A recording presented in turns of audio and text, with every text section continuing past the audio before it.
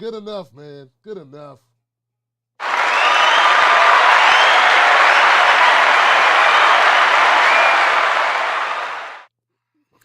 Testing 1, 2, 3, damn it. Hello.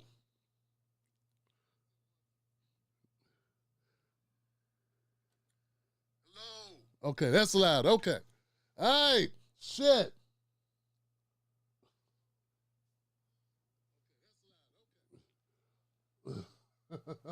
All right, first of all, that sucks. Okay, so it was not my microphone. It was the software that's connected to the internet called StreamYard. Wasn't working. Because now I'm using a different application and it's fine. Which is why I knew it wasn't the mic, so I had to switch apps. I don't know what's up with StreamYard. It's just not working for microphones. It's not working with my microphone, but this is. So I don't know. I don't know what to tell you. I don't know what to tell you, Johnson, other than the show goes on because I got too much content. I got to get out. And you already here, if you're still here. And we're just going to do the thing. So there's that. And yeah, so I guess at least we'll put my comment section up. So if you guys are talking to me, you know, trying to figure out what the hell happened to me, you know, I can at least know that you're. I don't know why I'm even doing, you know, I'm just doing it because I'm used to being able to see what's happening. Shit. Fuck, man.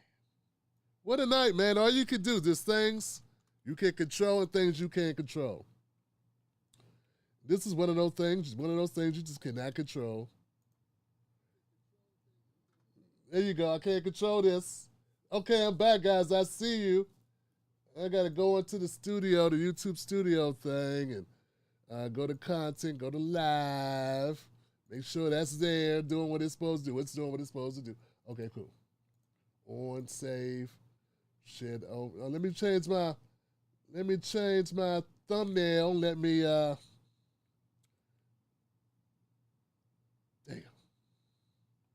You know that damn, who cares? Who cares with the, I had a nice thumbnail too. You know when you work on something? You know, you work on something, you put it up there. All right, straight. Let's see, man. Maybe it's there, maybe it's not. It's not. Okay, fine. You know? Let's go with Tyler Perry. What the hell? Let's make it a Tyler Perry thumbnail. Okay, there you go. That's there. The title sucks. That's not the title, man. Damn. Sonya Massey. Sonya Massey update. Kamala, Georgia, RFK, and Trump. Project2025 TruthBombs. There you go. There you go, guys. So my name is Tim Black, if you're new to the show. And what we do here is we cover politics, U.S. politics, breaking news, black culture. We do that type of stuff. That's what we do every night. I had a power outage tonight as I was preparing for the show. And I thought everything was cool because everything came back up eventually. And for some reason now, StreamYard wasn't working. I don't know. I rebooted it once and it didn't do. So we'll see if this does it. This should do it. We'll find out, I guess. I want to welcome you if you're new to the show. And don't sweat it, man. Like, this is going to, you know, we good. You know, we good. Okay. Excellent. You know, tough times don't last. Tough people do. Tough people last. That's what we do. We last. All right, so let me get up out of here. We go back to my people in the chat room who are in the house. Shout out to my people with the most reliable group in the world, man. My Timberlake Wolfpack, man. Who have the, you know, have the patience of saints. What's up? So look, guys, let's just get right to the content because it's getting late for you guys. First thing I want to start out with is a bit of inspiration for tonight. I think we all need it at this point in time, particularly myself. I need it. So this is a clip I ran across that is kind of grounding me right now. So let's see if it'll ground you, because you may be going through some stuff, and maybe you need to hear it as well. Check it out. Yeah, but what? No. You got to drown all of that out, because if you let somebody talk you out of a place that God has put you in, you are going to find yourself in hell. I know for a fact that what I'm doing is exactly what I'm supposed to be doing, because for everyone who is a critic, I have thousands of used to be emails from people saying, this changed my life. Oh my God, you know me. Oh my God, you saw me. How did you know this about my life, my family? So that is what is important to me. We're talking a large portion of my fans who are disenfranchised, who cannot get in the Volvo and go to therapy on the weekend. So you've got this highbrow Negro who is all up in the air with his nose up looking at everything. And then you got people like where I come from and me who are grinders, who really know what it's like, whose mothers and were caregivers for white kids and were maids and housekeepers and all of these beauticians. That don't discount these people and say that their story don't matter. Who are you to be able to say which black story is important or should be told? Get out of here with that bullshit. Yes. Yeah, but what? Yeah. I love that, man. I love that sentiment. I hope you guys can hear that. Let me get back over here. Let me make sure you guys can hear that. That was a dope sentiment, man. I love that point of view for a lot of reasons, man. My chat people, I hope that you were able to hear that. That's Medea, do the voice, put the skirt on Perry. Africa's king. Okay. And you heard it, right? Who was that? Goodness gracious. Some Kitty, where you from, Some Kitty? Some Kitty, where are you from? Are you from U.S.? Are you African American? Are you Black American from the U.S.? Because that's Tyler Perry.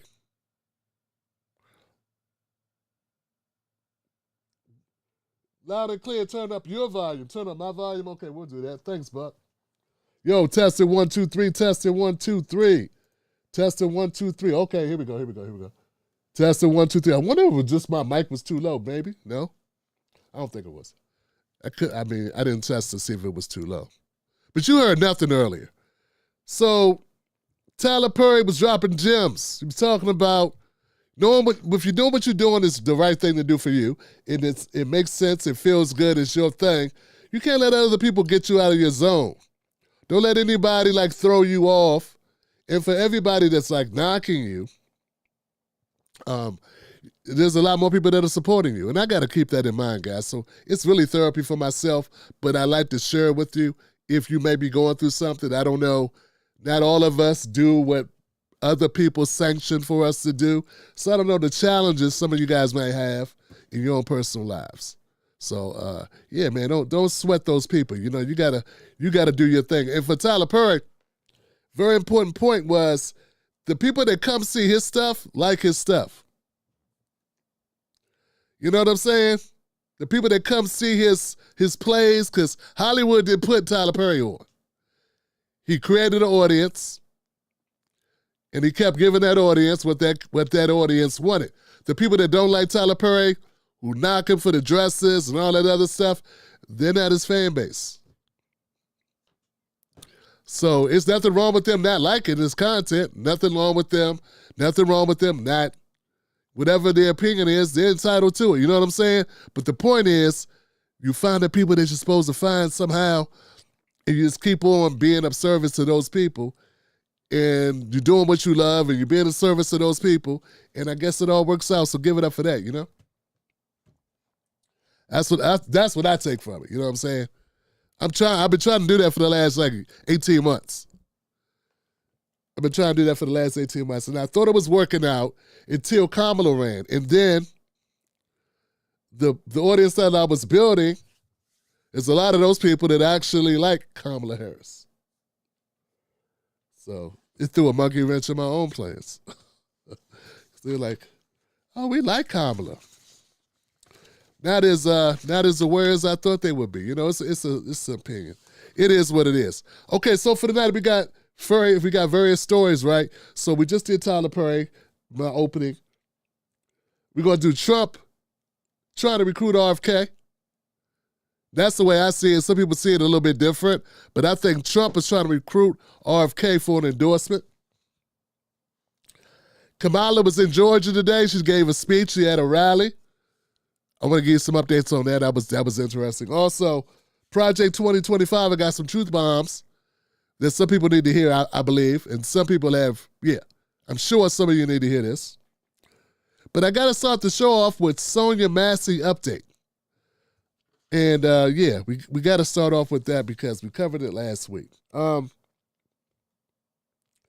if anybody who didn't hear it last week, Sonya Massey is the woman who was killed in her own home after calling the police.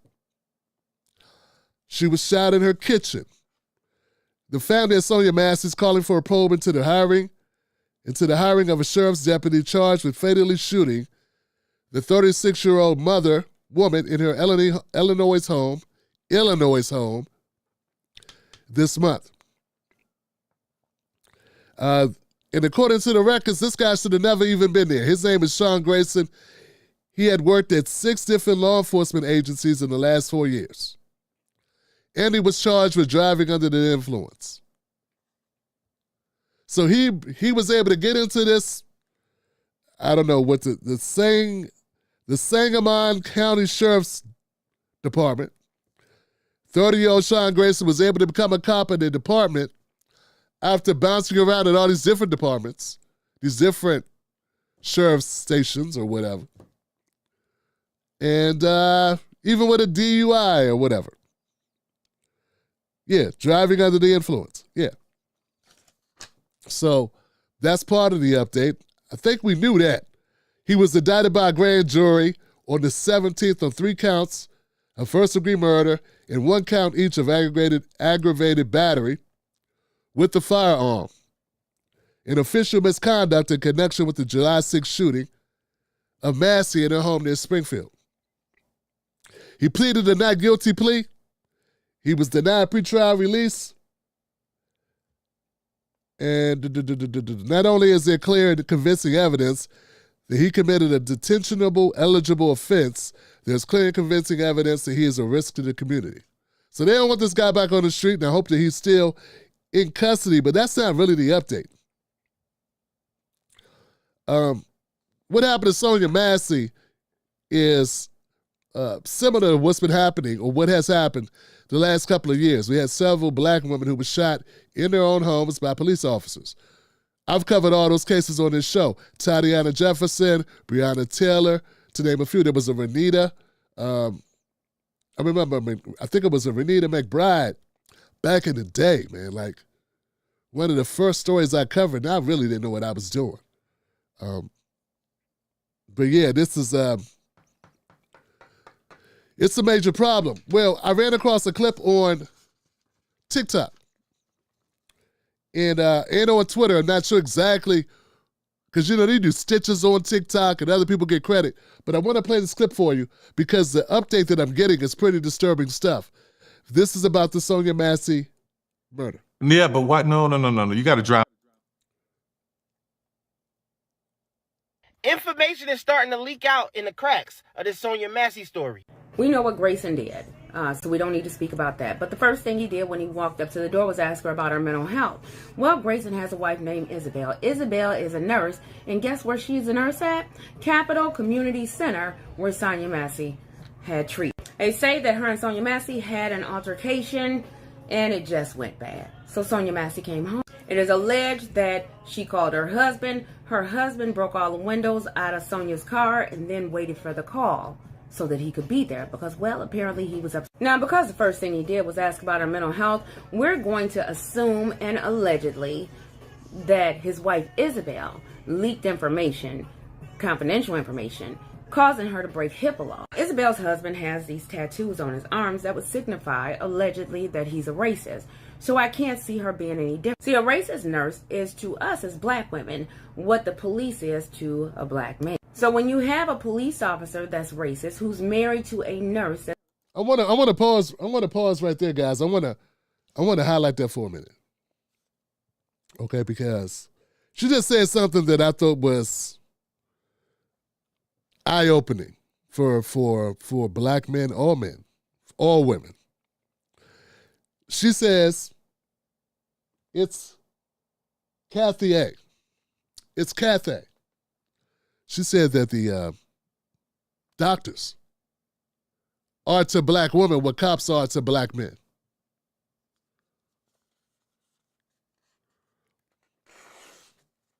And then she's going to go on and explain what she means by that. But I want that to sink in. I want people to hear that part. This sister says doctors are to black women what police are to black men. One more time, sister. It's Kathy. See, a racist nurse is to us as black women what the police is to a black man. So when you have a police officer that's racist who's married to a nurse that's racist, allegedly, well, that's a racist power couple. He works from the streets, she works in the medical field. A racist nurse does things like fudge your high blood pressure and say it's not high, and then you go home and... A racist nurse will fudge your blood pressure and then tell the people in the files that you are a drug seeker, you are a frequent flyer. She will not control your pain. She is very, very dangerous to us. Well, her and her husband's life has already changed, but we want it to change a little more. On the front of the screen is her employer. I want you to call the human resource director, the CEO, and anybody else that you can get in touch with. I want you to send emails and tell them that you suspect that she broke HIPAA law. You suspect that her and her husband conspired to unalive Sonya Massey. It was an execution. I want you to let them know that you believe that it was race motivated and she doesn't need to be in the clinic. I want you to do it before they have a chance to ask her to resign. I want you to change her life. On the front of the screen is the nursing board information. I want you to go after her license. I want you to tell them that you suspect that she broke HIPAA. I want you to tell them that you suspect that she was racist and she is not the right person for this type of job. If you make the calls, they will snatch the license. She needs to be charged with accessory to what her husband has done. Make the calls. This is a call to action. Go to work. It's Cathay is the name of the TikTok, guys. Hope you go check her out. Very important content. Very important content. Let me get back over here. Very disturbing stuff. So what we're finding out is that it's possible, she said alleged, that Sonya Massey, we know Sonya Massey has some mental health issues. She has some struggles. And she had been attending this, I would like to say, maybe it's a clinic, I don't know what it's called, but the officer that shot her is the husband of someone she got into an argument with at the clinic. And that the officer came to her house, busted out her windows.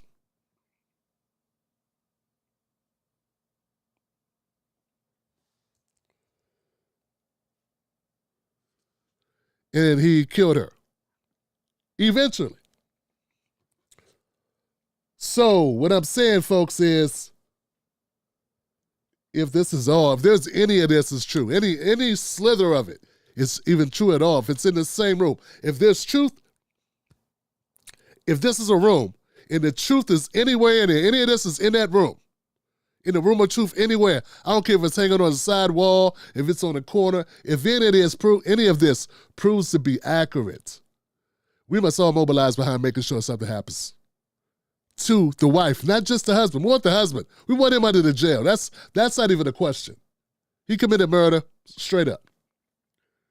But what we want to see happen is, we want to see the woman that facilitated this. See, this is really one of those conversations that could go on and on and on, because think about this now. Think about this. Sonya Massey is not alive today, of course, because of the actions of this deranged cop, right? Who treated her like her life did not matter. Now you're saying he has tattoos on his arm of a white supremacist nature. That's a whole nother thing. But what I'm saying is, that deranged, bloodthirsty, barbaric police officer who shot and took the life of Sonya Massey's, took Sonya Massey's life, he would not even have been there if it wasn't for his wife making that happen. Get what I'm saying? That's the accusation. Now, I don't know that to be true, but like I said, if it's true, Johnson, we got a diabolical scheme going on right here, don't we? So, once upon a time, Tim Black was a hothead. I don't know if you could tell that. Used to be a hothead. I was young coming up. I've been with Mrs. Black for a very long time. And we basically grew up together. We met in high school. And recently I was watching the show, The Mayor of Kingston. The Mayor of Kingston is a show that comes on Paramount. And the lead actor escapes me, but he played in the X-Men or something. He was the guy with the bow and arrow. Some people know who I'm talking about. So the Mayor of Kingston, and this is long, but it'll get there. Ride with me on this. So in this one element of the show, this episode, there's a guy who's really popular. He's the leader of the show. His brother is a police officer. His brother is kind of volatile. His wife works at a clinic. It's a nurse. And some things were going on with the patients at the in-house. It was like, she's a nurse at like the jail, okay? And some things were going on to some of the female prisoners. They were being assaulted by nurses, male nurses. Long story short, when she figured out what's going on, she confronted, she told management. Management pulls up one of the people that they think did it and questioned him. And I guess he figured out who said it. He approaches her and he puts his hands on her and he tries to intimidate her. Now this cop, this male nurse had no idea that he was dealing with a nurse whose husband is a cop. Get where I'm going? Now here's the part that's going to tie into this. The nurse did not tell her husband about what happened. She would have told her brother-in-law or her husband's brother, her husband's big brother, because she knew if she told her husband, who's the cop, he would lose his mind and he would go do something about it that would be very illegal. Okay? She knows who she's married to. She knows that you cannot tell him. He gonna lose his mind when she tells him. Okay, so she ends up having to tell him because she ends up getting upset. She runs into the guy's car as he's leaving because the brother pulled some strings and got the guy kicked out. He had to move his location or whatever. So, of course, this is not optimal because he could go to another clinic and do the same thing. But the point is, when the husband finally found out what happened, that something happened with his wife, he was like, baby, why didn't you tell me? Why didn't you tell me what happened? I have to protect you. Why you didn't let me protect you? I can't believe this. You told my brother, you didn't tell me. And she just looked at him and she said, I could not put that on you. I could not tell you that. I could not put you in that situation. And I looked at Mrs. Black, and Mrs. Black looked at me and I said, yeah, I guess I understand why she couldn't tell him, because he has the means and the power and the authority just enough authority to act a damn fool. A police officer could get away with a lot more than a regular person. And if you got a volatile police officer with a badge, gun, and backup, and a radio to call more cops, that could lead to a very bad situation. And what I'm trying to tell you is, I know that's a show. That's a dramatic show. It's not real life. But in that moment, I was thinking, that's a smart wife. That's a good wife. That's a wife. That's a keeper right there. Because she know damn well you don't tell this volatile man that loves you so much, he about to lose his damn mind if he finds this out. He ain't going to be able to hold that. He going to get up in the middle of the night. Even say, I got you, I ain't going to do nothing to him. She going to be asleep. He going to get up at like 3 in the morning and go find dude. And pay him a little visit. And what I'm trying to tell you is that Sean Grayson, who is the cop, if what we're hearing here is true, his wife is garbage. Because he did not become a violent thug in one night. He did not become an unhinged hothead in one night. That did not happen on that call. Whatever psychological issues that Sean Grayson, the 30-year-old cop that shot and killed Miss Massey in her own home, whatever that is, he already had it before he went on that phone call. He already had it before he went to her door. He already had it before he met Sonya Massey. He already had that situation before he was probably even a cop. Get where I'm going? Hence the reason why he's been in 6 different departments in the last 4 months.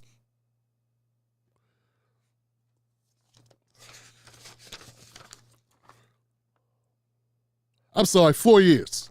4 months, Jesus Christ. So, Godspeed on the prosecution, and let's assist. Let's go to Kathy A. or TikTok, or rewind this video when it comes out and use that to find out who we contact in order to get an investigation going on Wifey, because Wifey is every bit responsible, and she's an accessory to the murder of Sonya Massey. She's an accessory. Without her, I don't think it happens. Which brings us to another point. Historically, there has been, there's historical basis for what I'm about to say, and people need to understand it. This is not something new. Many of the lynchings that took place in this country, there has been thousands that are just documented.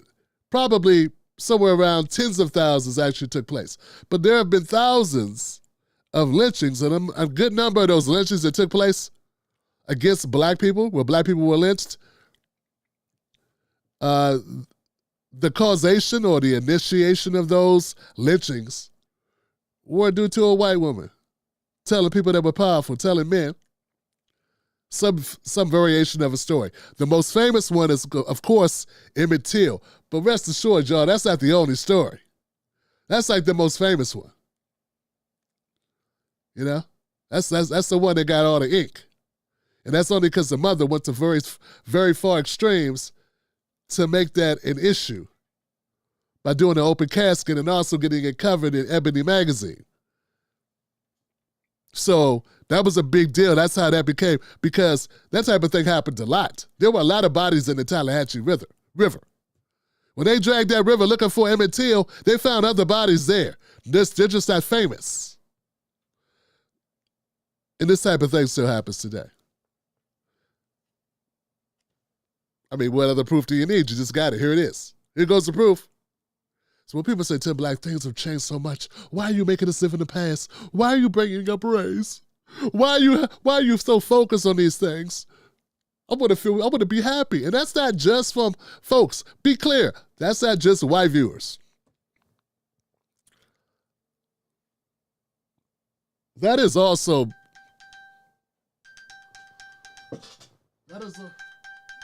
what the hell? What the hell? Is it not my night tonight or what?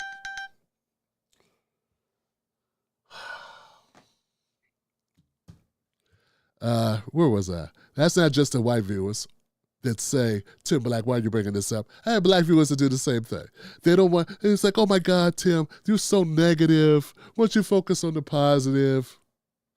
Don't worry. Be happy.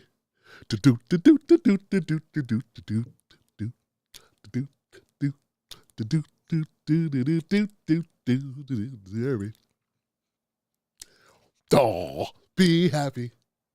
Don't worry, be happy. Ooh,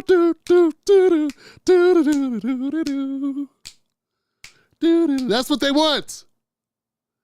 That's what they want. That's why this show, the numbers kind of, I get upset because I'm like, this is good content. This is strong content. This is important content. Oh my God, 3,000 views. What's this? It's negative. Nobody wants to talk about this stuff. They want to live the dream. They want to live in La La Land. In the make-believe world of lollipops and dandelions and rainbows and unicorns and money is floating through the sky. Angels and magical frogs and give you wishes and genies and the beauty of the world. That's what they want. They don't want the real stuff. until something bad happens, and then they're like, oh my God, now they want to be confronted with real stuff.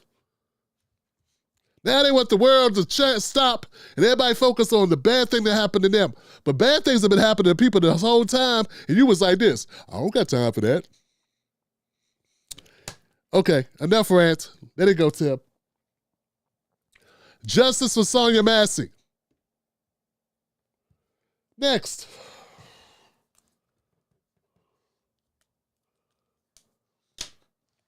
I'm going to save Kamala for last because I've been doing so much Kamala Harris content. Let's go to Project 2025. This won't take long, but this is very important. I got a message today. Maybe it was in my comment section. Yeah, I got a comment from a subscriber. And the subscriber said, Tim Black, I want to thank you so much for this content on Project 2025. Now, she was commenting on a bit of the show, I guess. Well, I'm sure. It was a bit of the show where I talked about Project 2025, and I took time to kind of debunk some of the ideas about Project 2025 and also shed a little bit of light on how they're using it to manipulate people. How there's so many different types of studies that are done by think tanks all across the country that have been all through history. Why is it that the Democratic Party is so fixated on this? I never heard about Project 2025 until it was a Democrat trying to scare me with it. That was my point. And whenever someone tells me, hey, Tim, man, these people are saying bad things about you, I'm always wondering, why are you telling me this?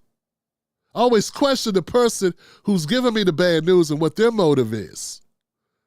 Now, if they have something to gain by giving me this news, then I got to look at them with the side eye because I got to look at them suspect. So if this person was thanking me for that, they said, my mom is on Social Security. She's an older lady. Obviously, right?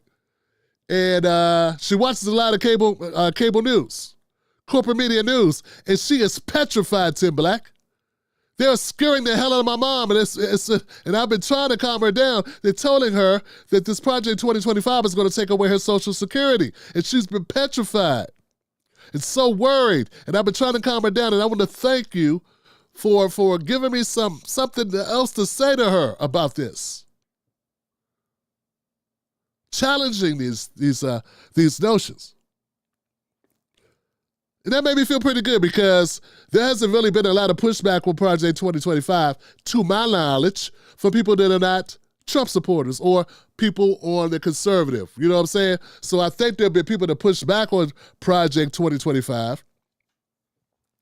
But I'm not a Trumper. I keep telling people that. I don't know. I guess I got to move in with Dr. Cornel West, and I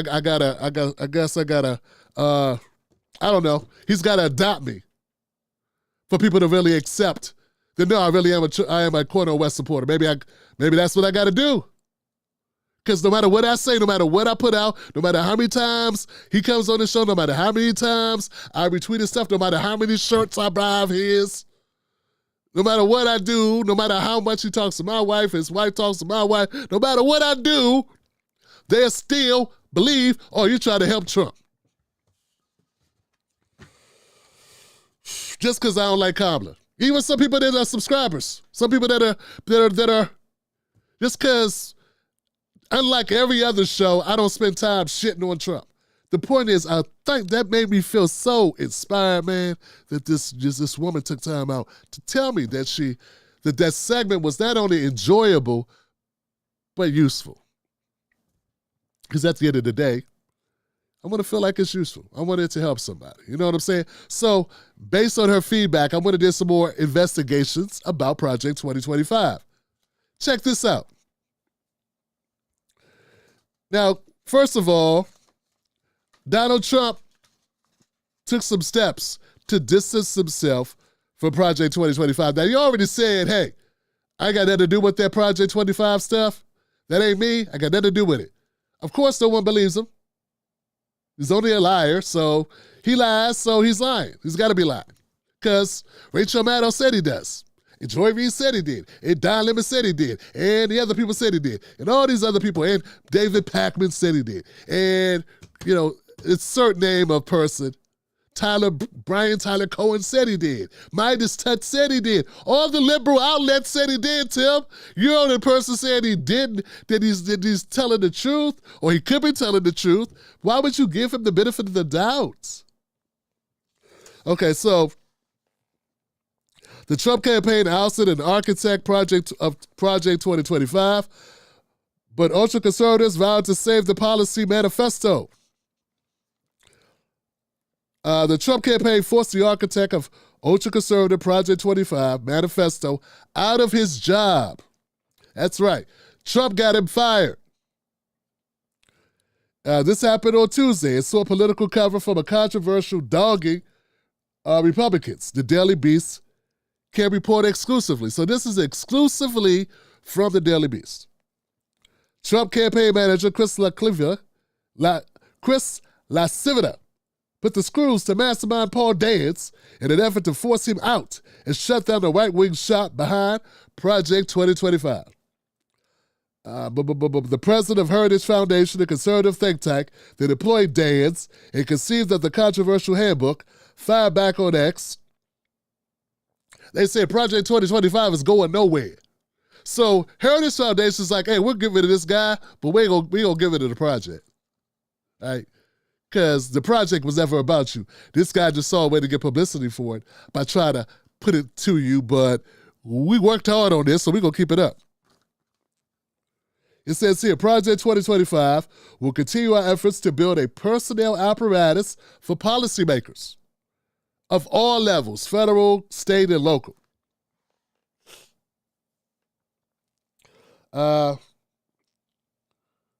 Dance confirmed in the email to colleagues that he is stepping down from his role at the Heritage. Said he was leaving in order to focus his energy on winning bigly for conservative candidates this election cycle. Okay, so that's that bit of news, right? So that's interesting. Okay, so Donald Trump took steps.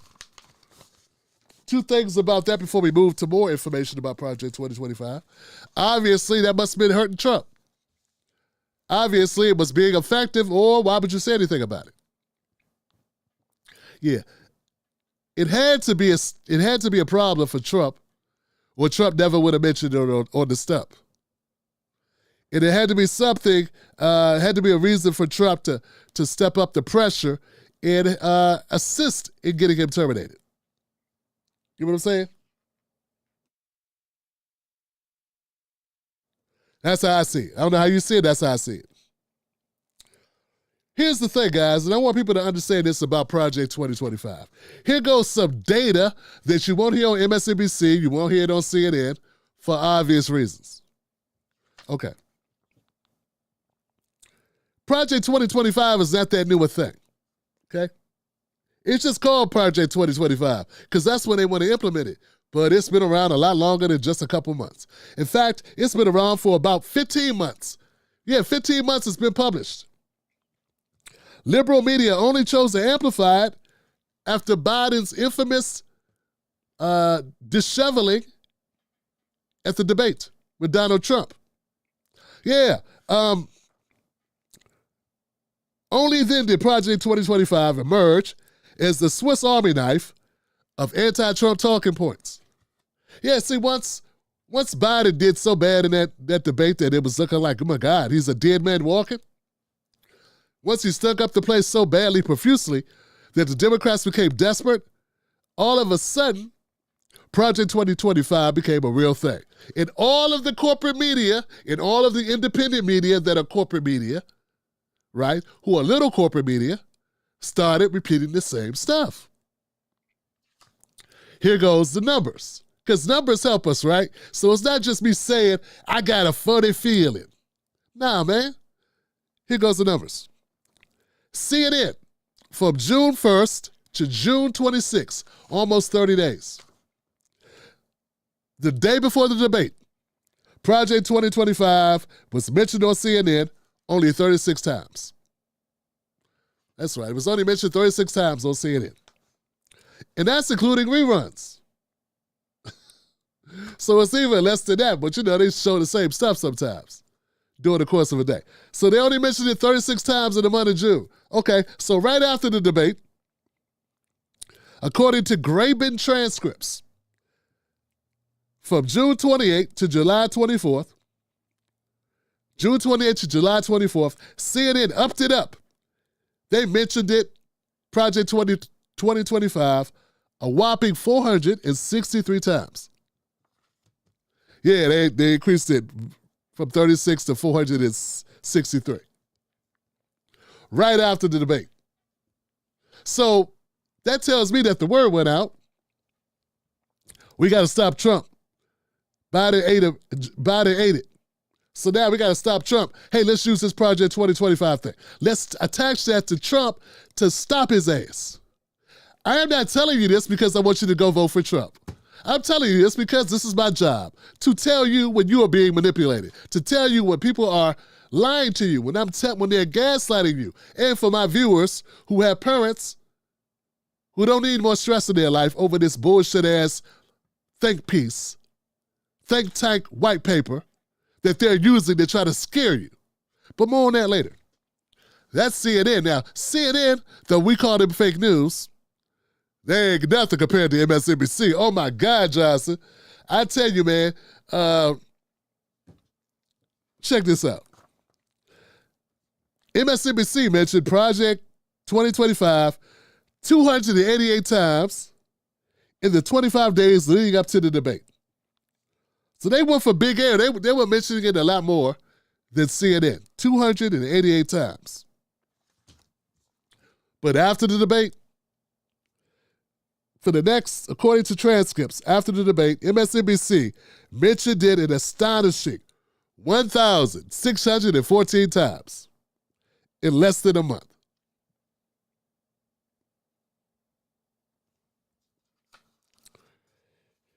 Yeah. The commentary was overwhelmingly negative, and that is a low-down, dirty shame. See, they saw something. They said, hey, we're going to use this against Trump. Yeah, let's just use this boogeyman. There we go. Go, go, go, go, go, go, go. And not just them. Everyone that you saw mentioning it. See, this is something I remember when I had Jordan Sheridan come on the show. Jordan Sheridan came on the show. We were talking about how there's this tool. I can't afford it. Okay? The Tim Black Show cannot afford this tool, but there's a tool that exists that you can pay for a subscription to if you're in the news business, where you get all the updates about what the stories of the day will be. Yeah. If you pay for it, you get that. And these guys, I got a feeling that a lot of these people, like, even if they're not corporate media officially, MSNBC or CNN, there are a lot of independent networks, independent folks who make a lot of money. Like TYT is not a small outfit. It's a multi-million-dollar corporation. Some of these other groups are not small outfits. They can afford services that cost several $1,000s per year that are fundamentally part of how they create their content and how they decide what they're going to cover. So the coordination that you see a lot of time in the media space is because it's literally a coordination. There was a word that I believe the word went out to cover this, to amp up the coverage of Project 2025. It is in the Democratic Party playbook. Similar to when Hillary Clinton told MSNBC and CNN and CBS and ABC, cover Trump. Let's do the Pied Piper. Let's do a Pied Piper. Cover Trump and cover Ted Cruz. We think we can beat Trump and Ted Cruz, so elevate them in the news cycle so they get all the attention, and if we can challenge one of them in the general election, we're going to win. Now, we all know that's a fact because it was exposed in WikiLeaks. I actually read the document. That's not me guessing. That is from the exposed emails of Hillary Clinton. I think that was in the Podesta emails. Okay? Project 2025 is the tool of the Democratic Party. The Democratic Party is using a think tank white paper to shift focus from their failure to adopt policies that we want, showing that they have no intent at all in actually implementing those policies. Instead, they want to scare you. See, if they can scare you into worrying about Trump and worrying about Project 2025, guess what you won't have time to do? Ask for policies that you actually want. Because you're so busy trying to put the fire out. You're so busy with this existential threat that you ain't thinking about, hey, man, look at all this other stuff we want them to do. Yeah. Now, I know for a fact there's a lot of black folks who didn't know what Project 2025 was until Taraji P. Henson said it on BET. I'd like you to know that I don't think that was a free call-out. Yeah, I don't think that was a free ad that ran for the DNC. I believe that there is some quid pro quo in that.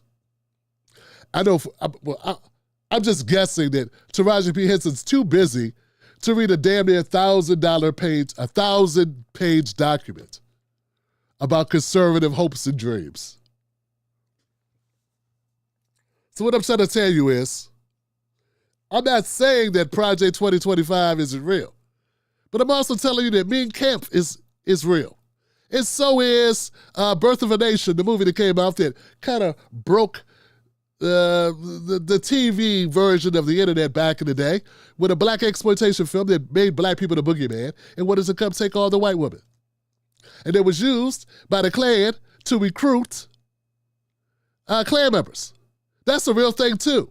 But guess what people are not doing? They're not shitting their pants because Mein Kampf exists. They're not shitting their pants because Birth of a Nation exists. Seniors are not wondering what the hell they're going to do with their lives, how they're going to make it, because a Mein Kampf is out. So there are a lot of documents, books, reports from all types of organizations that can put out whatever they want. The Democratic Party fabricated a narrative in order to pin this on Trump. This does not mean Trump's a great guy. This does not mean go vote for Trump. It means when you are focused, when the Democratic Party throws a ball and you go chasing it, guess what you're not doing? You're not biting the robber. Yeah. When the robber breaks in and has a stake in his pocket and throws it over there, and you go over there and bite the, guess what they're doing? Stealing out your house. See, I'm hoping that people understand where I'm going with this, what I'm saying here. This is not a theory. These are numbers. Why did all of a sudden Project 2025 became something to talk about the day after the debates when Biden ate the dick in front of the world? Why was that the magical time, D.L. Hughley, for the Democratic Party to talk about Project 2025? Why weren't you talking about it before Joe Biden belly flopped on a concrete pool? Went dipping in the pool without water. Why was it not something talked about before that? I mean, it had been in existence, it had been published for 15 months before that. Why is it not until Biden couldn't find his car and took the bus home from the mall that you guys decided, hey, let's talk about Project 2025 and let's demonize people that aren't talking about it. And let's use that, Charlemagne. I mean, haven't you heard of Project 2025? I saw you on TV. Haven't you heard of Project 2025? I mean, come on, people. No, haven't you heard of Project 2025? You know who else has a project? Who else has a report? The Klan, dummy. You know what? Probably the Aryan Nation. You know what? Probably all types of militia groups have all types of plans out there. All types of plans. All types of stuff written up. They wrote words down on paper. Oh my God. What happened to the filibuster that the Republicans used so effortlessly to stop anything that Democrats want to do that would actually help people? Why can't, whatever this Project 25 thing, if it did come to like fruition and people trying to do it, why can't the Democrats just filibuster it? Filibuster other shit. Why can't do that?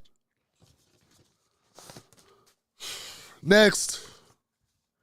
At some point, we got to recognize we got a lot of sellouts, we got a lot of BS, and that corporate media is garbage.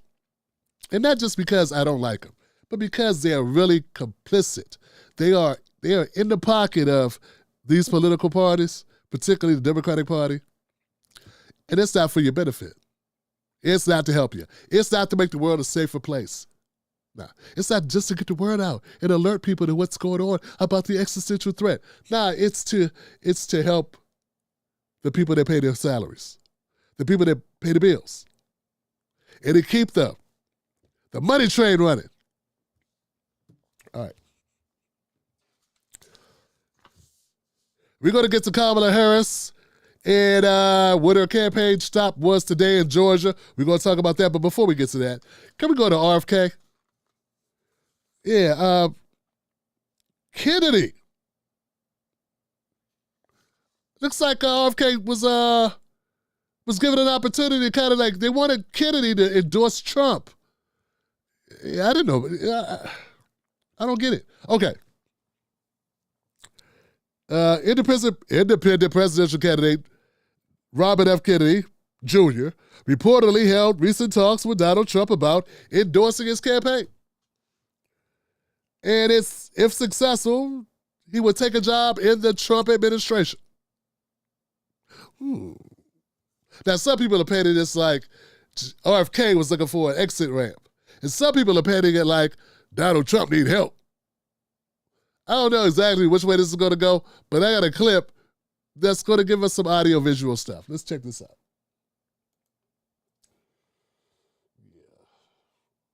Donald Trump made a phone call to RFK Jr., who recorded his end of the call, and we have part of that. Let's listen. Something's wrong with that whole system. And, and it's the doctors you find. Remember I said I want to do small doses. Small doses. When you feed a baby, Bobby, a vaccination that has like 38 different vaccines, and it looks like it's meant for a horse, not a 10-pound or 20-pound baby. It looks like you should be giving a horse this. And do you ever see the size of it, right? It's this massive. And then you see the baby all of a sudden starting to change radically. I've seen it too many times. And then you hear that it doesn't have an impact, right? But you and I talked about that a long time ago. This is Donald Trump trashing the very vaccines that his administration pushed through in a very successful way. And I just want to make abundantly clear, all vaccines that are approved or authorized for use have been proven safe and effective through rigorous scientific studies. Severe reactions are exceedingly rare, and the CDC says the benefits far outweigh the risks. The World Health Organization says vaccines prevent more than 4. Yeah, I hear you, man. It's easy to say until you're one of the people that has the risk and it proves to be detrimental to your health. Yeah, that's something people could say until it's them, until it's their child. Then it's like, oh my God, and you'll be a whole different person. You won't be talking like this, Dana Bash. But, continue. 4 million deaths every year. Critical fact check there. Get on board with Donald Trump. Seen opponents clearly trying, Audie, to get him to drop his bid and get on board with Donald Trump. What does that tell you? I kind of want to defer to Kristen here, but for a time, people thought maybe Kennedy would take votes away from Biden, and that was the big concern. And I think that sort of changed after a while as people started to take a look at this very kind of mixed bag coalition of people who are supporters of Kennedy and try to make sense of it. Obviously, the Trump people have, or else this phone call wouldn't have happened. David, the other thing happening this morning, we saw this kind of, I don't want to call it leaked, but it was an accidentally posted video of a call between Donald Trump and RFK Jr. This is fascinating to me because normally a third-party candidate we wouldn't be paying a ton of attention to, but this is someone who has the potential to impact this race. Why is Donald Trump having an in-person meeting with RFK Jr. and calling him on the phone, and they're chit-chatting about vaccine skepticism? Yeah, so let's put the vaccine is still in pursuit of something here. I mean, this is what I find so fascinating. He has the phone call on Sunday, of course, talks about how he's doing after the shooting as well, in addition to the vaccine piece. But then the in-person meeting here in Milwaukee on Monday, that is a concerted effort to try and see if there's a way to bring RFK Jr. and his supporters into this Trump fold. It's something that the Trump campaign has been keenly focused on throughout the entirety of this campaign.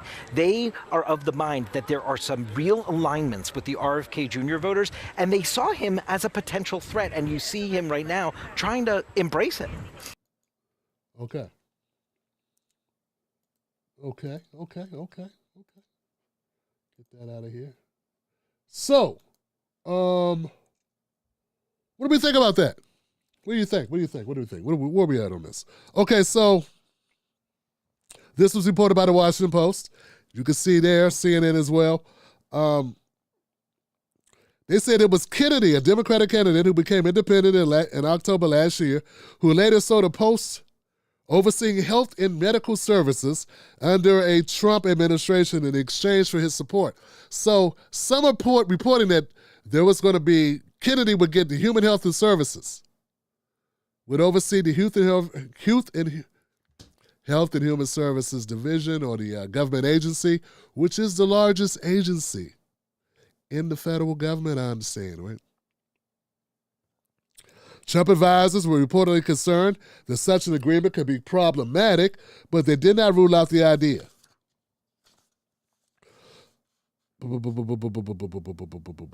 Kennedy told the Post on Monday that Trump campaign had been more open to him than the Democratic Party apparatus.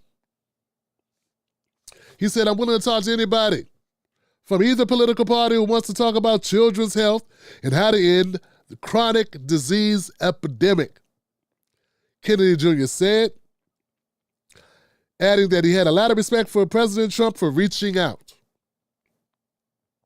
You know, I was also looking at some stuff that shows that the Kamala Harris campaign is putting a tiny little dent in the RFK Jr.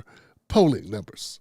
So he went from like 11 points down to 8 points nationally, just with Kamala stepping into the race. So I don't know if he just takes votes away from Trump. He's also taking some votes, obviously, away from the Democratic Party, or from Biden, I guess, when Biden was in it. And now that Biden has morphed into Kamala Harris,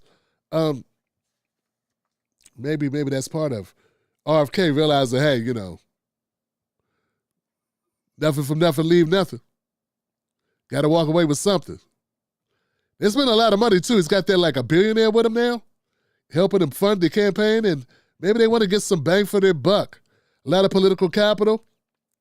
RFK doesn't get enough publicity to really threaten either one of the candidates, but he could work as sort of, I guess maybe he's more of a supporter to Trump. I don't know. I'd like to know what you think about this one. I'd say deals get made. Deals get made. I remember when I had Dr. Cornel West on the show last week. He was saying that he was approached and offered some things if he would do some things. He said he would not. I thought that was like a major thing, a major piece of news. For some reason, it didn't really go anywhere on my channel, but I thought it was kind of a major that we got a presidential candidate who was approached by, but then again, I guess since Dr. West did not give us more information about who those people were. I also have a feeling it was not Trump. I don't believe that Dr. West takes votes away from Trump. But I think RFK might. I think he might. So that's interesting. I'll keep you up to date on this story. You know, it's getting down to the wire. We got 98 days away from the election. And yeah, it's going to be some willing and dealing done behind the scenes. We'll see what happens with RFK Jr. Kamala Harris is making noise, and that's kind of changing the landscape of this election. If anything else, if nothing else, the complexion has obviously changed. Right? We good, guys. I want to go to my last story, man. I want to talk about Kamala Harris in Georgia. Okay? Because she went and did her thing, Johnson. She went and put it down. And the Georgia people were jumping, Johnson. And I'm going to tell you, it looked like a lot of people were in this arena wherever they were. It looked like it had people there. And I saw a lot of young people in the house. A lot of young people were in the house, and they looked like they were having a good time. I saw Megan Thee Stallion performing. She was up there dancing and stuff. You know how the Democrats like to, have our rappers come out and co-sign their whatever you call it.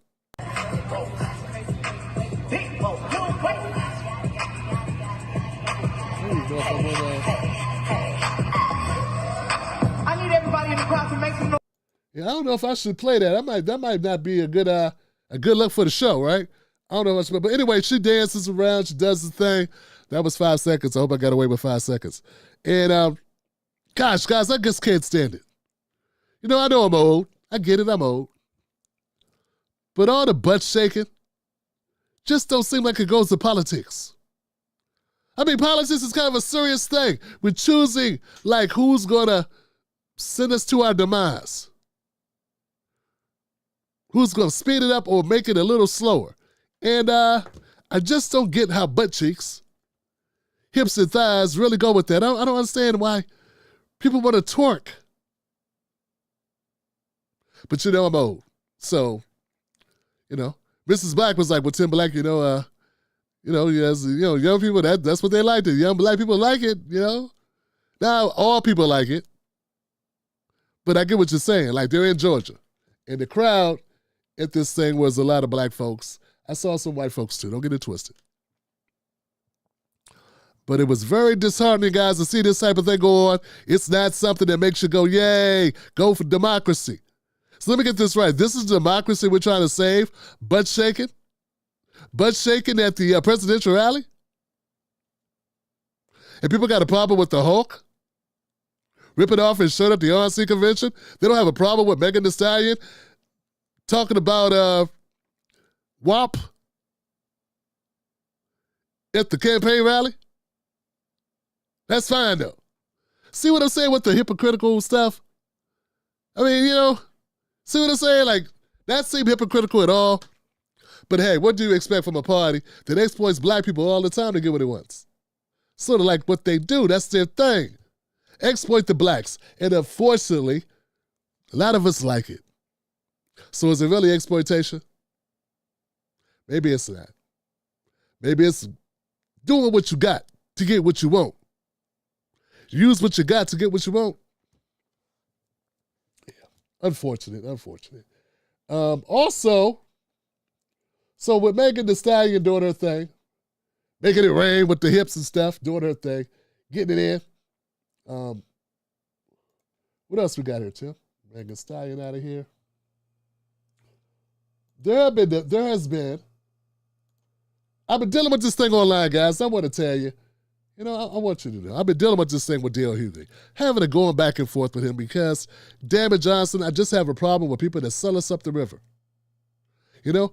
Hughley has become a very vocal person with the Democratic Party, and he has been so for several years. Okay, so this is nothing new. He's been doing this thing of making sure that Kamala Harris or Joe Biden win. I don't think they should win. I'm opposed to the DNC, and I'm opposed to the Democratic Party for various reasons. Because they manipulate black people and take their vote and do very little. All they do is point over at Trump and say, hey, you don't want that guy, so what's up? Come home to Jamaica.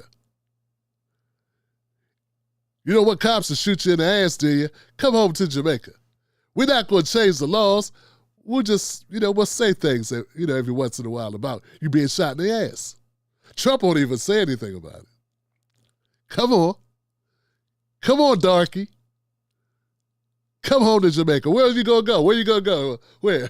Cornell West? Come on. Come on over here. Sit down. Do what we told you to do. See, I got a problem with anybody that facilitates that type of nonsense. That, my friends, is an arch enemy of mine. It's not just him.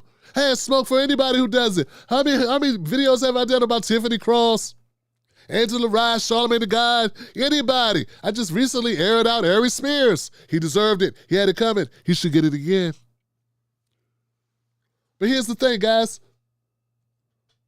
I ran across a clip that I reported on earlier this week with D.L. Hughley. This guy was a vocal critic of Kamala Harris back in 2019. Yeah, he was one of the people that was saying this. So I guess he felt the heat. I guess he felt the heat because he really good friends with Kamala now. Him and Kamala like this. And they be hanging out and talking and stuff, and he be going to dinner with him, and him and Biden be talking, and he's a straight up consultant. He's a political advisor to the President of the United States. He said it, that ain't me guessing. That's what he said in a number of interviews. He said it on the DJ Vlad show. He said it on the Willie D show. In fact, he said it on pretty much any show he's been on. Then he sits down, he starts talking about how well he knows Kamala Harris, and then he has to throw out politics like he's really a political strategist. And they be asking him, what does they do? And D.L. Hughley has to figure it out. I was telling Kamala, Madam Vice President, I was telling her what she needed to do. And I was talking to Joe, and I was upset for a second. But then I got, she got me right. She got me right. And So this has been going on, but this has been a one-side event with me calling out D.L. Hughley, because the last thing D.L. Hughley wants to do is actually respond to me or make it even known that I exist. And that's fine, because, hey, he ain't got to. Hey, Van Jones, they never responded when I've been on his ass. When I talk about Tim Scott, when I talk about Clyburn, none of these people respond. Like Bakari Sellers said when he used to respond back in the day, here we go from the peanut gallery. Because that's really what they think about people that are not, famous and rich like themselves. We're the peanut gallery. They don't have to respond to us. We don't matter because we're not in cable news media. Roland has the same condescending attitude. I say all of that to say, D.L. Hughley got so much heat from my tweets and from other people that were coming out about his past of being critical of Kamala, and all of a sudden folded like a lawn chair, that he had to put out this video. And even in a video where he's basically apologizing to Kamala Harris for getting his facts wrong, he still finds a way to come after us as if we did something. He is very much Roland Martin-esque. Here it goes.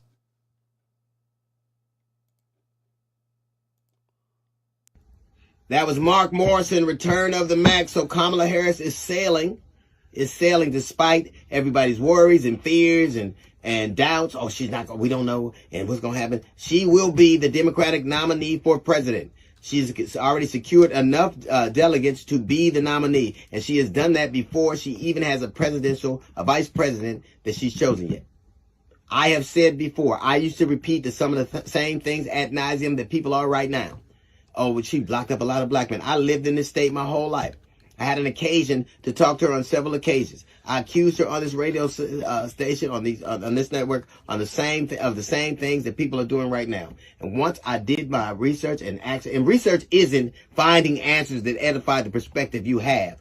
Research means generally that you want to disprove the thing you believe. That's what research is. Generally, researchers try to disprove what they already believe to be true. And it's not trying to edify your perspective and find things. Kamala Harris did not, in fact, lock up the thousands of people that I said she did. She did lock up thousands of people. She locked up more than thousands of people. She locked up many thousands of people. She was Attorney General. How could you say she didn't lock up thousands of people?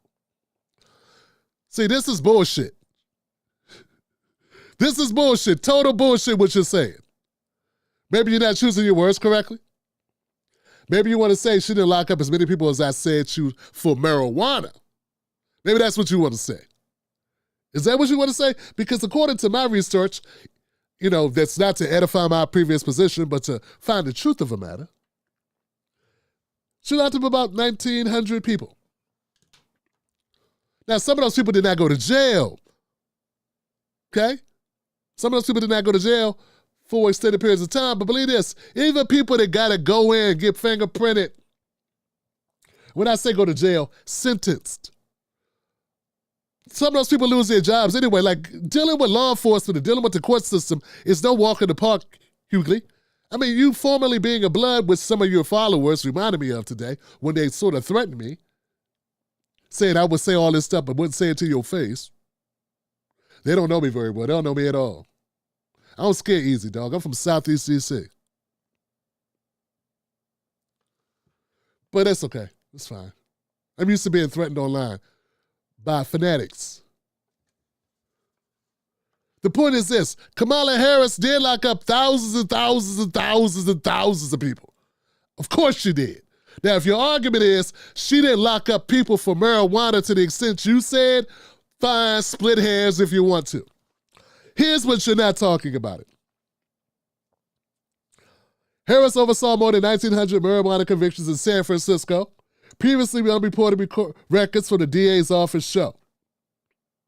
Her prosecutors appear to have convicted people on marijuana charges at a higher rate than under her predecessor.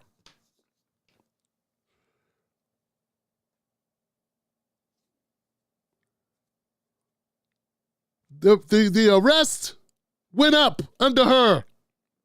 The prosecution for marijuana offenses went up.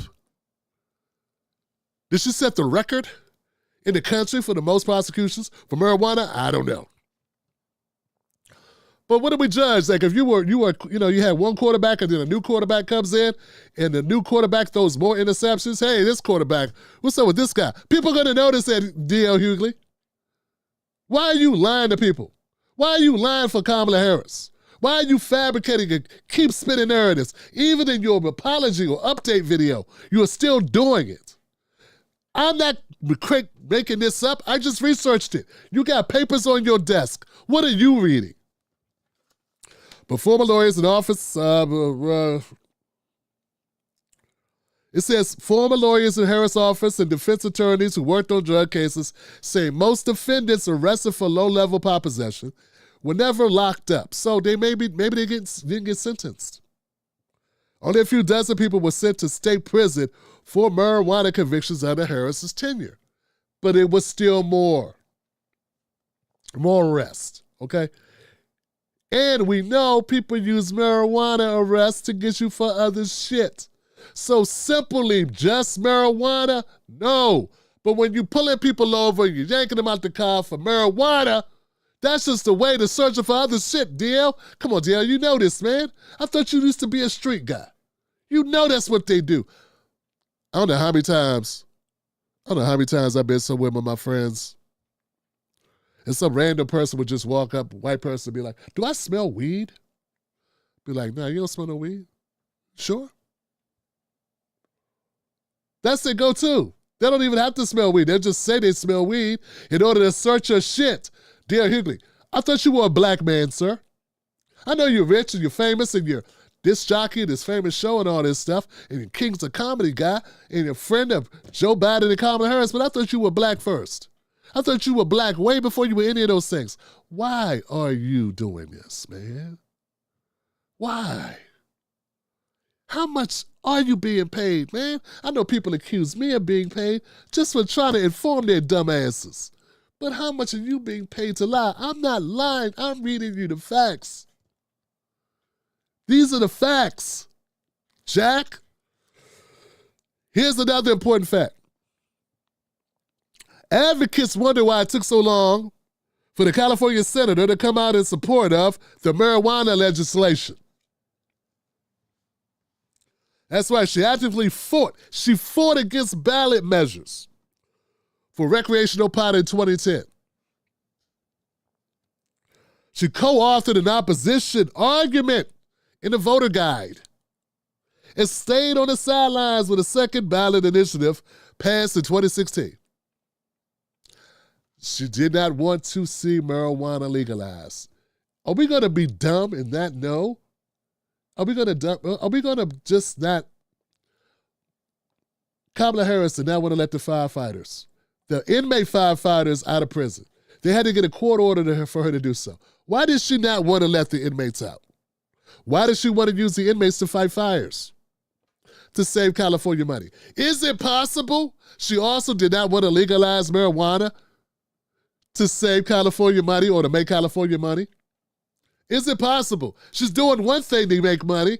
Why would she do another thing to make or save money? Dear. Once again, dear, I know you already know this. Am I wasting my breath? Do you know this? You already know this, don't you? Because you said, I do my research to edify, not to edify my previous position, but to disprove my previous position. Did you really do that? You need to do your research again to disprove your current position. Because it sucks.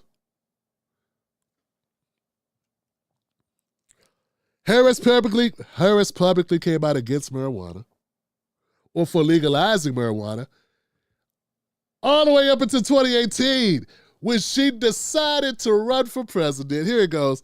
After she was widely considered a likely presidential candidate, that's when she came out to support legalization because she wanted to run on it. These are the knocks that we have had on Kamala since 2015 in the progressive circles. Not because she's a woman, not because she Indian or Asian or black, but because she's a flip-flopper. She's a career politician doing whatever's advantageous at the time for her career. She stonewalled she ramped up marijuana charges and arrests compared to her predecessor. Then she would not assist in legalizing marijuana and even wrote a guide in the voters' handbook try to stop the proposition from passing. Would not help not get on board with the legalization, co-sponsor the bill, nothing.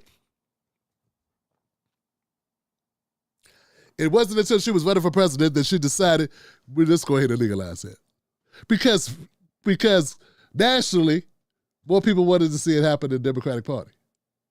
So it makes her look bad to be against it. Sort of like what Barack Obama and Joe Biden did with gay marriage. Right? You know, the other book you wrote. Here goes a quote, guys. When it came to the fight for legalization, she was nowhere. Zilch, nada, no help. Said Tom Amamiano, a former San Francisco supervisor and assemblyman. Like a lot of candidates for a lot of offices, she came to Jesus on the issue. But it does leave a bad taste in your mouth about how sincere or how authentic she is. Okay.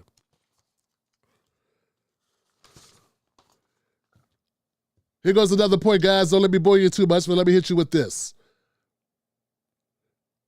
Kamala took office after defeating the legendary liberal district attorney Terrence Hallman. People that have watched my content may have heard this before. Hallman was the most progressive district attorney in the country, arguably. During their acrimonious campaign, Harris criticized Hallman over his office's low conviction rates and vowed to run a tighter ship, although she mostly focused her rhetoric on violent crime. But both candidates supported medical marijuana. Harris ran to the right of the super progressive liberal prosecutor. She ran as a tough on crime top cop. It said, we need to get tough on crime. This guy ain't doing his job. We need to lock some of these mofos up. Who was she talking about locking up? White guys?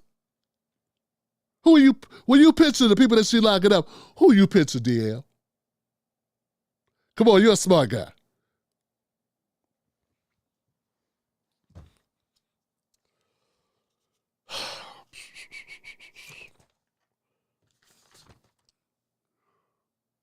Some of the cases that Terrence Hallman would have declined to prosecute. Harris said, no, we're going to prosecute these as felonies.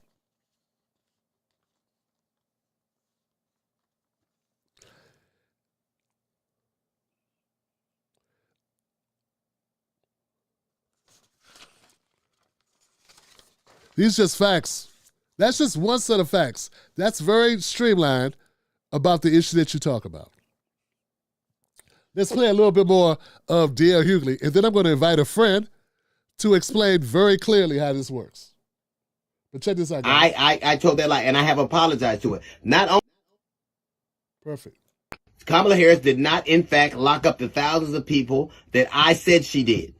I told that lie, and I have apologized to her. Not only have I apologized, I've said to her, not only am I going to keep apologizing, because I think it did that much damage, I am going to do what I can do to make sure you become the 47th. At this time, I said to her when I apologized, I'm going to make sure you get elected. I didn't say re-elected. I said elected. And now here it is, that opportunity. To me, that is divine. That is something that's supposed to have happened. If you are the people right now who are misquoting her record, we are not the same. If you believe that her locking people up from weed is worse than a man who says he wants to give dope dealers the death penalty, we are not the same. If you want me to remember her past but not Trump's past, we're not the same. If you want to remind me of her record but don't want to talk about Project 2025, have you ever noticed the same black people? There we go. What'd I just tell you? What'd I just tell you about Project 2025? You are armed with information that D.L. Hughley will not share with you about Project 2025. And no one says you couldn't talk about her record or talk about Trump's record. All you've been doing is talking about Trump's record for the last 8 years, D.L. Hughley. What are you talking about? You don't want to talk about Trump's record. That's all anybody's been talking about is Trump's record. Now people are talking about Kamala's record because she's running for president. That should be fair game, you goofy. That's what people are supposed to do. It's supposed to be critical of candidates. Donald Trump has gotten more scrutiny over the last 4 years that he's been out of office than Kamala Harris has gotten while she's been in office. Bars.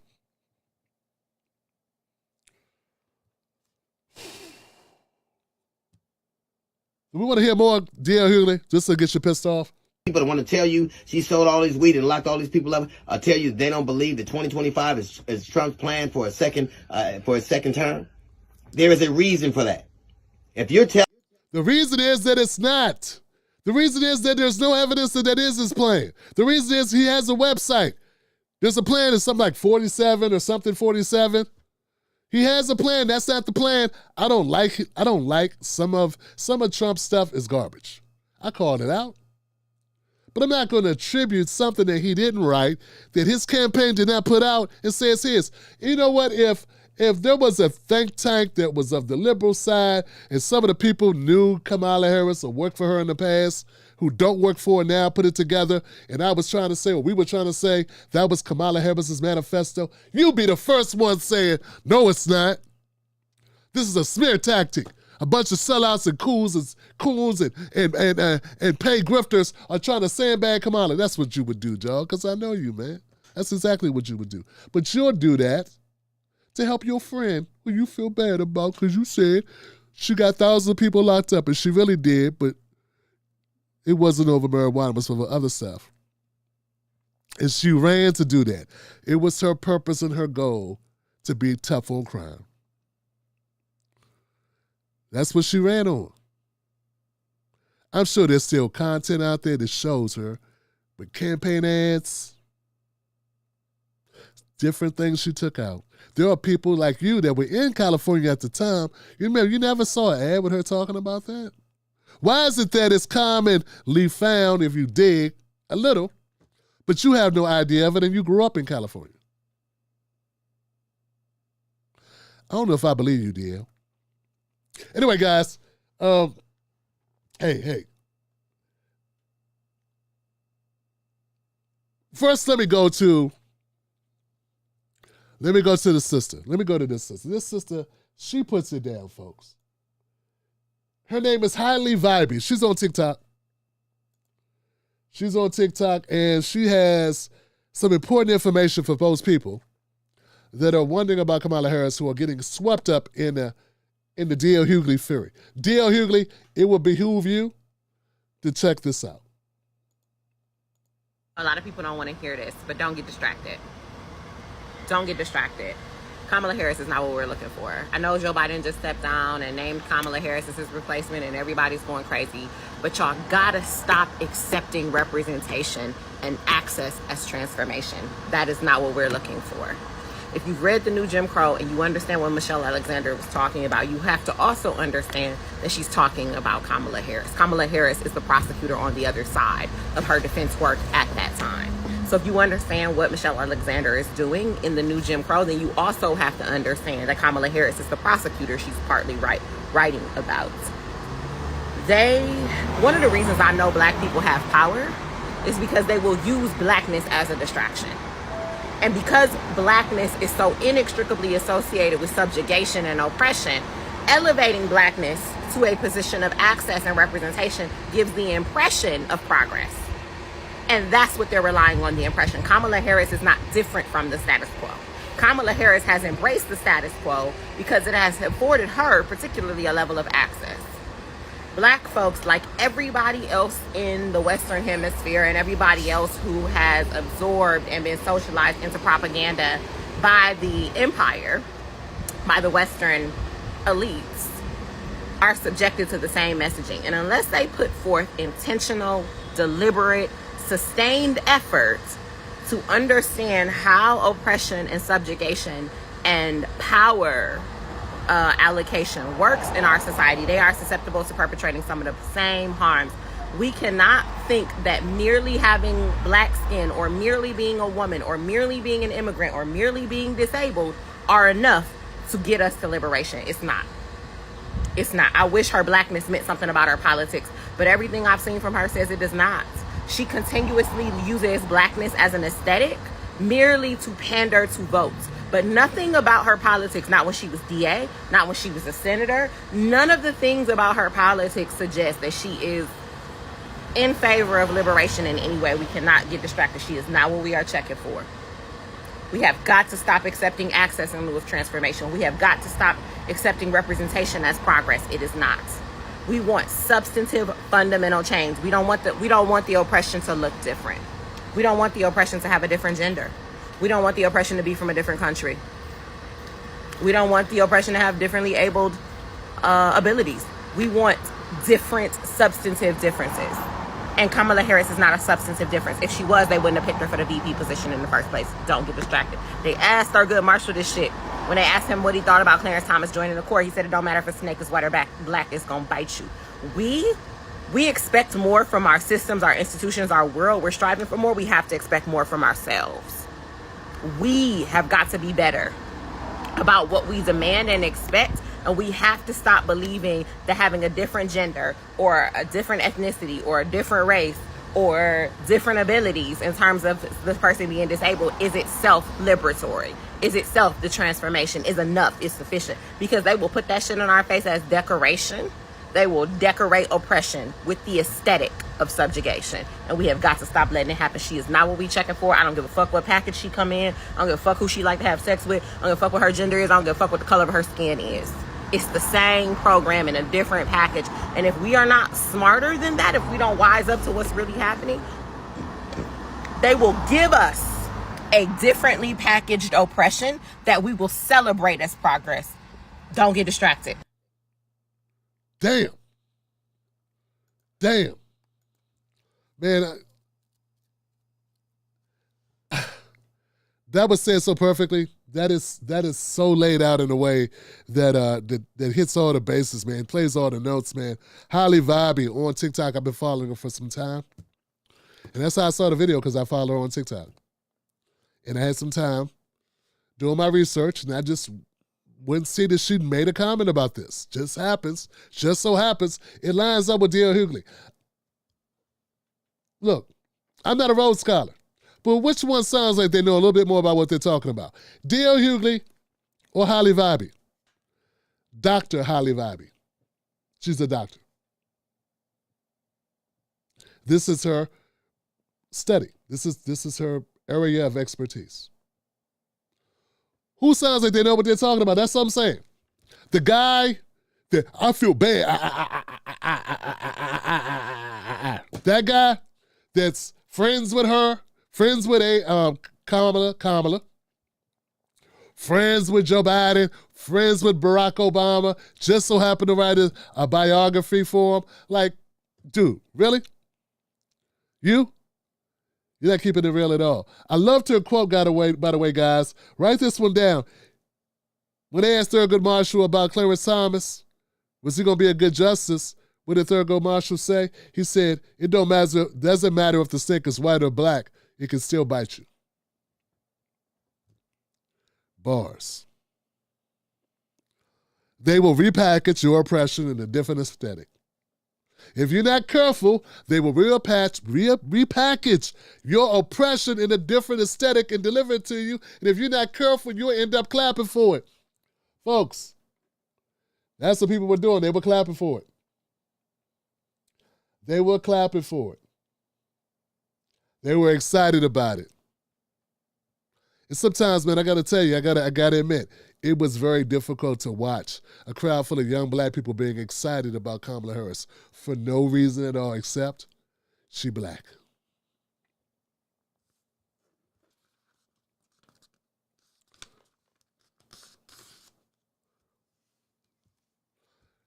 Because it does not matter who the person is if the policies are the same.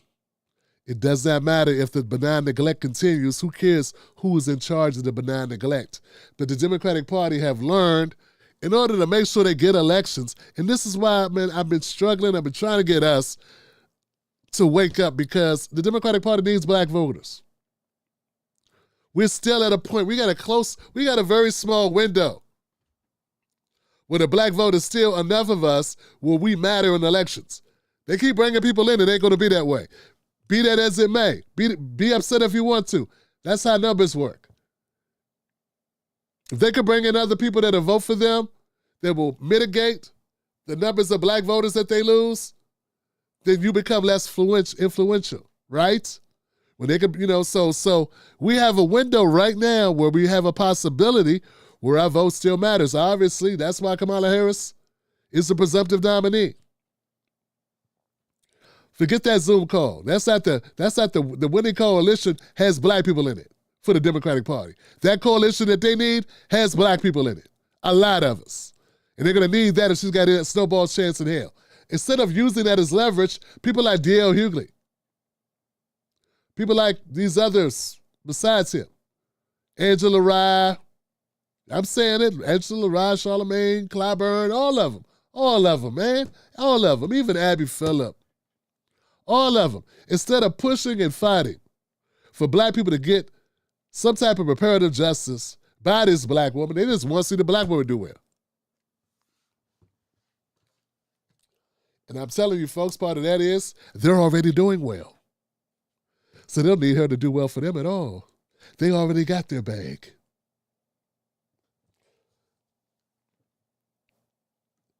Judge Joe Brown had a few choice words to say about Kamala Harris, and I'm going to play him too because he didn't go too far. I mean, Judge Joe Brown don't pull punches, man. He says stuff straight out. He'll hit you hard. He'll punch you right in the breadbasket and keep it moving.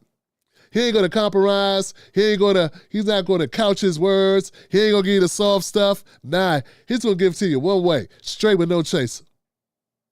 That's what he does. I want to play this clip because he gives us some insight into the phenomena of Kamala Harris. Hindu Indian prosecutor and attorney general and senator, and now she becomes black. But, I met her daddy, fine gentleman, Professor Harris.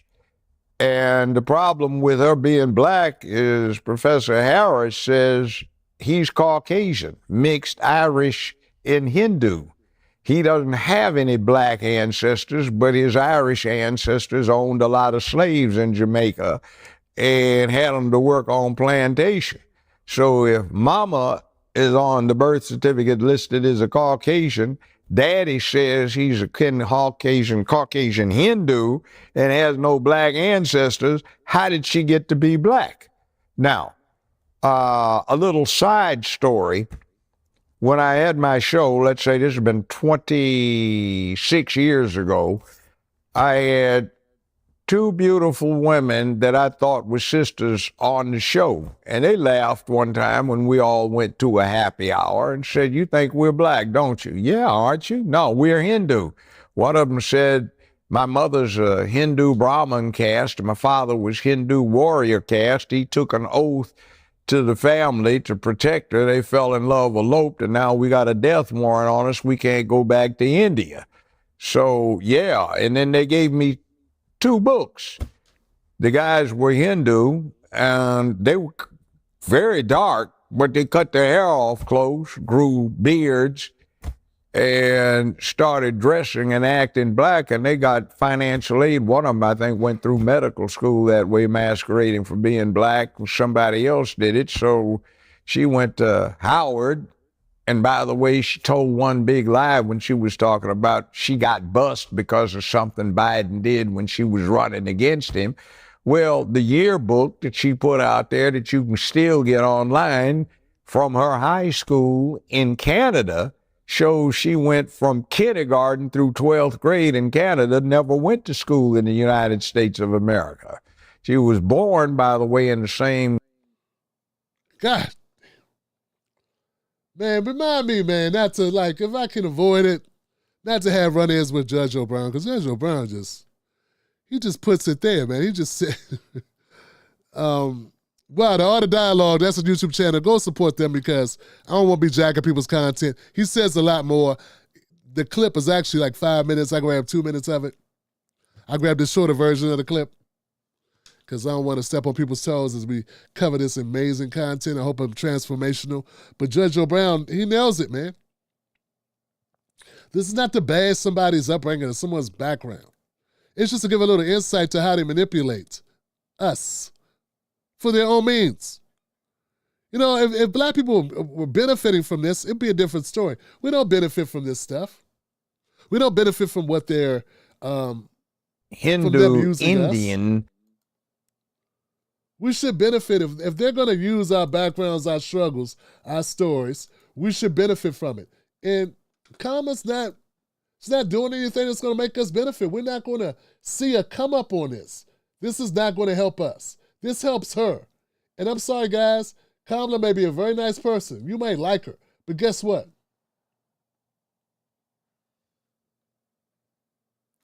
Her success only benefits her, does not benefit us. Her dreams, her ambitions, her career, that's on her.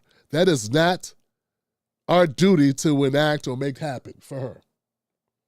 Okay? Well, maybe it's the reason I can't find this clip. Oh, here it is. Here she is in Georgia in front of a crowd that's very excited. Donald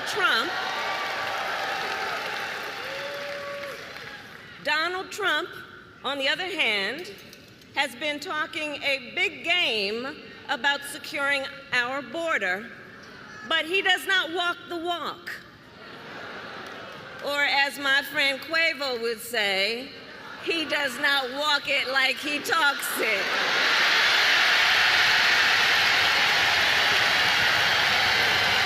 Yeah, using the black people stuff. She said a rap lyric. Wow, she is cool, man. Yeah, she's in it, man. She knows what's up, man. She said a rap lyric. I gotta vote for her now, dog. Right?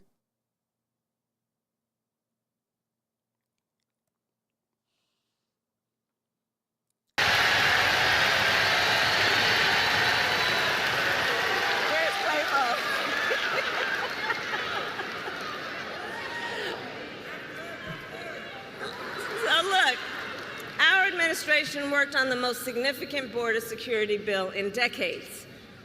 Some of the most conservative Republicans in Washington, D.C. supported the bill. Even the Border Patrol endorsed it. It was all set to pass. But at the last minute, Trump directed his allies in the Senate to vote it down. Right. He tanked the bipartisan deal because he thought it would help him win an election. You know what? I don't know if that's true or not, but that's not uncommon for politicians. If they're running on something, and we all know that Donald Trump is running on immigration, he's the guy that wanted to build the wall. And we all know Joe Biden did a lot less than build a wall during his first 4 years, right? And sort of like towards the end, maybe like a couple months ago, right? This was Joe Biden came up with this whole idea. Hey, I'm going to adopt basically a Trump policy. I'm going to do a Trump on the border. Going against everything he had done for the previous 3 years, 3.5 years. But I understand that this seems very disgusting, right? That's the same way I feel about the insulin bill. The $35 insulin bill, when I found out that Donald Trump had actually did executive orders to lower healthcare costs on his way out the door back in 2020, and you guys stamped on it, stopped it, paused it, and then took Donald Trump's $35 insulin deal for seniors and put it into your own package and took credit for it. And had Jasmine Crockett be a co-sponsor on it so she could take a victory lap.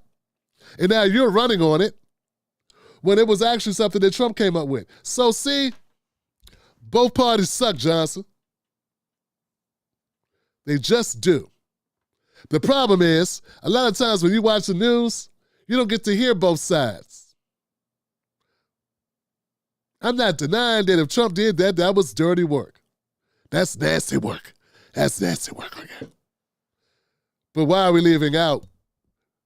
But all of the Midas Touch, Brian Tyler Green, Tyler Cohen, that's his name, David Pakman, all the so-called progressives, all the CNNs, MSNBCs, Joy Reids, Rachel Maddow, and the crew, even Don Lemon, he's left the plantation, he's still there. He's just an independent plantation worker. They won't mention it. They won't say it. Because that's not how you get invited to the cookout. That's not how you get invited to the cookout, Johnson. You can't go telling the truth about both sides. You got to pick one side and then carry water for that side. And lie to the people. But support the party to keep the money. You understand what I'm saying? And both sides do it. Both sides do it. I'm not telling you both sides don't do it. But what I've been telling you is what I've been telling you since day one. The reason why I'm so hard on the Democratic Party is because that's who black people vote for. And if we're going to be voting for them, I'm going to hold their asses accountable. Stop voting for them, maybe I won't hold them accountable. All right, guys, my name is Tim Black. If you're new to the show, become a member of the show by going to jointimblack.com. If you are already a member, man, thank you for supporting independent media that punches hard every time out, man. I do not phone my shows in. I try to make sure I have something for you that's going to be useful in your arsenal. And I'm also not here to give you propaganda like, hey, man, you got to make your own mind up. If you think Dale Hughley is on spot on, think what you want to think. I hope that you would consider maybe he's a hack. If you want to vote for Kamala Harris, reconsider why you want to vote for her. Then ask yourself, what are we going to get out of it? And how can we mobilize to make sure we get it? Someone said, Tim Black, I don't like you, man. You don't have solutions. I do have solutions. You just don't like the solutions. The solutions is we got to expand the available options that are running to lead this country. And we got to be willing to push back on bullshit. And we got to stop falling for the head of the empire being a different color or a different gender, as if that makes them different when the policies are the same. In fact, Kamala gets in, she'll be able to do more damage than Biden does because y'all done put y'all damn defenses down. Y'all did the same shit under Obama. He bailed out the banks and let us be homeless.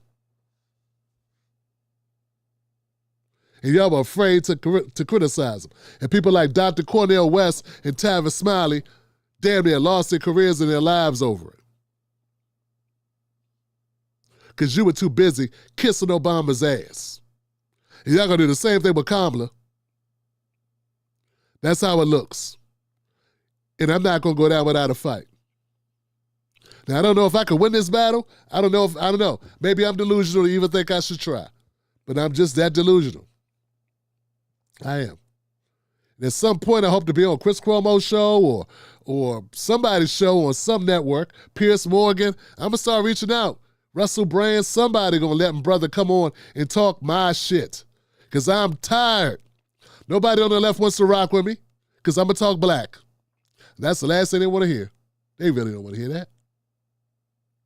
I don't care if they black. They ain't talking black the way I'm talking black. And I think you know that by now. You know what I'm saying? And I'm not talking about black media. The new black media. I'm talking about some other folks. So we're going to have to do some things, man. We're going to do some things, man. Trust me. I'm going to do my best. I'm going to do my best. I'm going to work it out. I'm going to keep fighting. We're going to go some places. I love you. I respect you. And I will not lie to you. And I also won't lie for you. Can't do it, Johnson. Fighting too long to be lying for you. Gotta keep it real. All right. Thank you guys for bearing with me with the technical difficulties. Like I said, we had an outage, a power outage. Maybe some things are kind of out of whack. Maybe I need to shut things down, let them sit, then reboot everything, and maybe that'll bring us back. I hope that's all it is. But I'll give you updates. Follow me at TimandTimberlakeTV.com. Do I got any comments out here, man? What I got, man? Anybody feeling tonight? Is there anything good? Thank you, Tim Black's Wolfpack. I appreciate y'all, man. Thanks for tuning into this. Damn, I didn't realize I was still on that screen with the half screen. Yeah. See you tomorrow, 9:30 p.m. Eastern Standard Time, unless there's another tech issue. I hope there's not, but you never know. Be well. Remember, don't let nobody take your cornbread. Power to the people. Wolfpack.